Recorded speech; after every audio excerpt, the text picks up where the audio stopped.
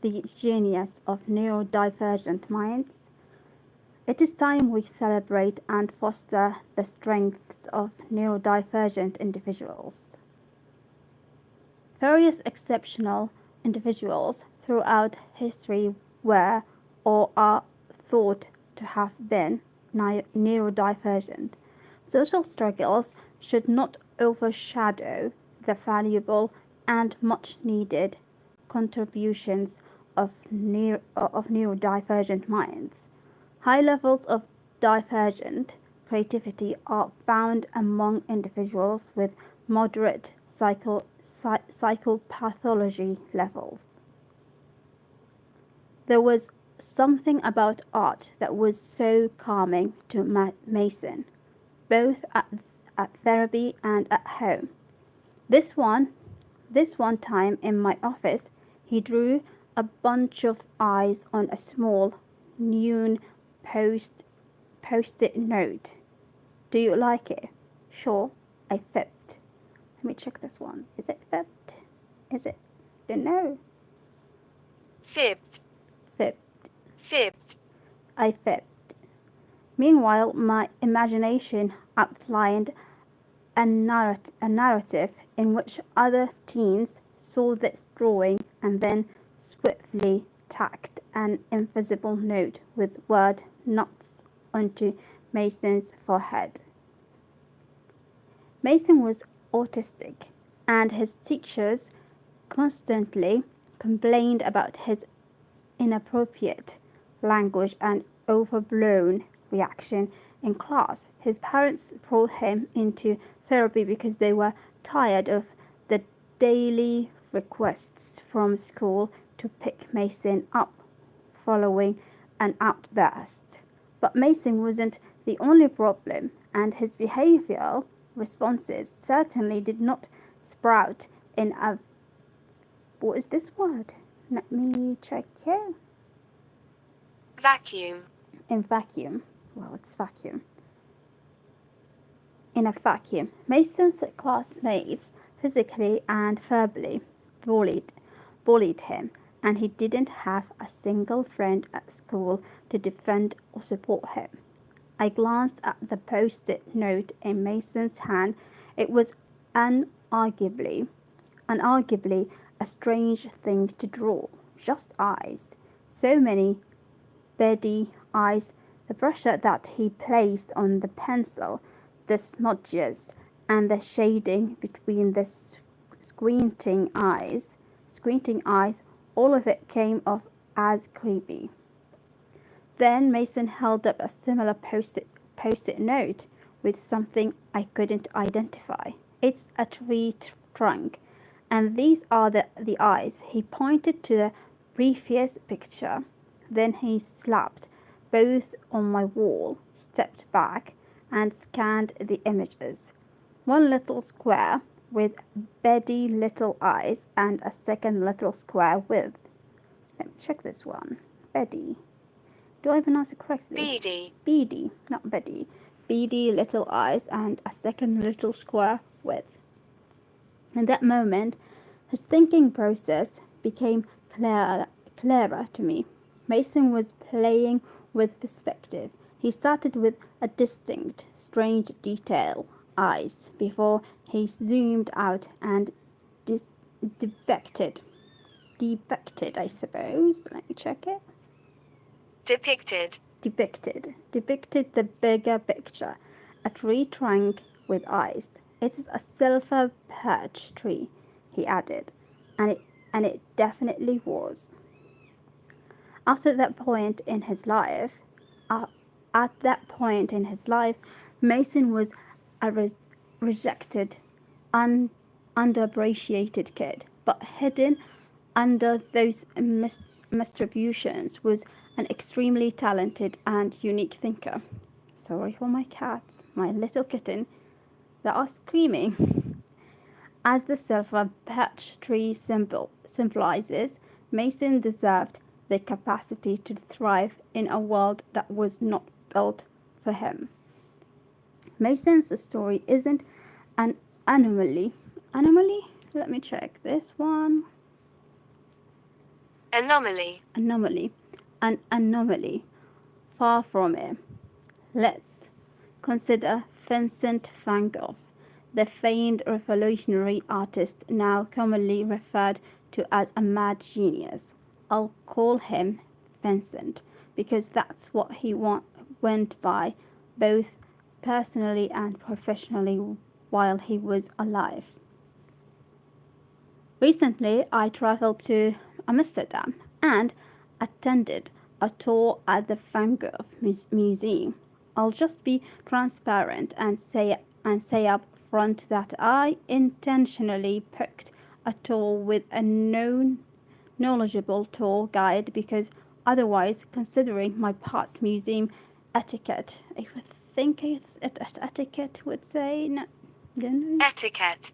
Well, etiquette and attention deficit hyperactivity disorder, I would no doubt be sitting on a bench in the middle of a random room surrounded by history, staring at my phone and learning absolutely nothing. During the tour, although I found Vincent's artwork to be interesting, I was way more interested in Vincent himself. This is ironic because while Vincent was alive, he only started to get even slightly recognized as a talented artist after he mutilated, is it? No. Mutilated. After he mutilated his ear. It literally took cutting off most of an ear for someone to write about his art. Ear? Is it? Ooh, I'm struggling to pronounce this one. Ear. Ear, okay. And according to his archived or achieved or archived. What was it? Archived. According to his archived letters and historical accounts, Vincent hated that. He wanted to be respected and loved for his art, not his madness. Yet his madness is what seems to really resonate with people, and Vincent's life's work was not admired or even purchased at a respectable price. Until after he died and his family pushed for his art to be recognized alongside his personal written exchanges with close others, especially his brother Theo, I suppose. So while I stood there and our tour guide started describing Vincent's characteristics, including his cognitive and behavioral rigidity, difficulties with picking up on social cues, periods of intense hyperfocus, verbal. I think it's verbal. Don't know. Let me check it.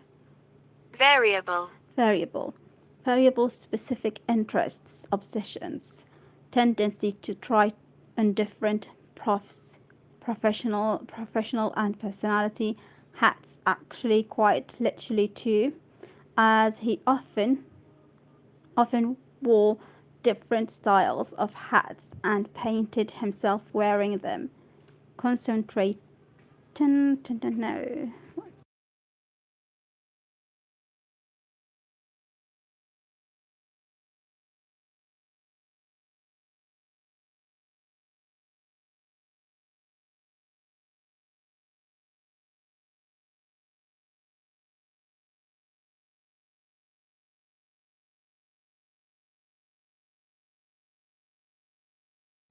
Concreteness in his art, extreme sensitivity, concreteness in his art, extreme sensitivity to detail, especially detail pertaining to nature. Pertaining. Let me check this one.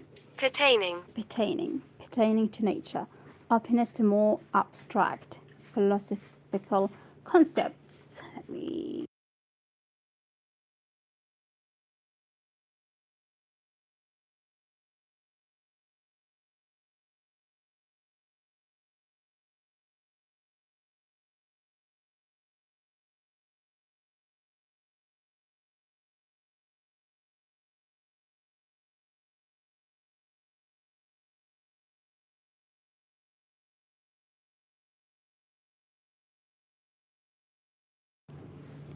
Where am I? Concreteness in his art, extreme sensitivity to detail, especially detail pertaining to nature, openness to more abstract philosophical concepts like life after death, rejection by others, even many in his family, description as strange, a clear longing for acceptance, appreciation, and understanding. Okay, what is this word? Let me check it. Magnetism. Magnetism. Magnetism to the outcasts and rejects of society. Willingness to take risks and stand out as different. Brutal honesty, especially when he was describing his own work. My ADHD made its presence known, and the words "he was autistic" spilled out of my mouth. I almost said it like it was a fact. In reality, I know this cannot be confirmed. I will say, though, that my thought was apparently far from absurd. Is it absurd? Let me check it. Well, I'm checking a lot of words today. Absurd. Absurd. An article published in 2022 made the case that Vincent was probably autistic in addition to struggling with other conditions, possibly including ADHD. But instead of focusing on the specific what they call it, diagnosis, I want to shift and review the characteristics listed above and how they so clearly resemble those of neurodivergent individuals. I see Mason in these descriptions. I see myself, and maybe you see you there too. The real problem, though, is this: the world waits way too long to celebrate these people. It seems that the social difficulties of neurodivergent people overshadow their unique and valuable perspectives. People get so caught up in how difficult someone is to deal with that they cannot see past that. But in reality, Vincent was a genius. Can't we remove the mad and just appreciate the artist and his work because they deserve to be appreciated as they are?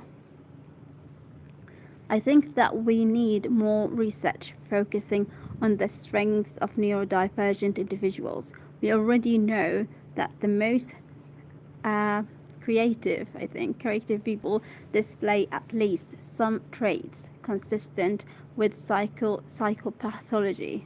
Researchers studying the association between creativity and levels of psychopathology have shown that individuals with low or high levels of psychopathology are not particularly creative, but those who fall somewhere in the middle show the highest divergent creativity levels. One possible explanation for this is impulsivity. People who can be impulsive will be more inclined to take risks and to be creative and innovative. You have to take risks. If people just took the time to sit with others they deem different, to try to understand them with an open heart, maybe we wouldn't have to wait until it's too late to appreciate them. Maybe then, through open communication and additional research, we could more adeptly what is this word? Let me check it. How to pronounce it correctly. Adeptly identify individuals who have the potential to be truly exceptional and successful, giving the right levels of support and acceptance that they so clearly deserve. Mason is a false name used to protect client confidentiality, I would say. Let me check it.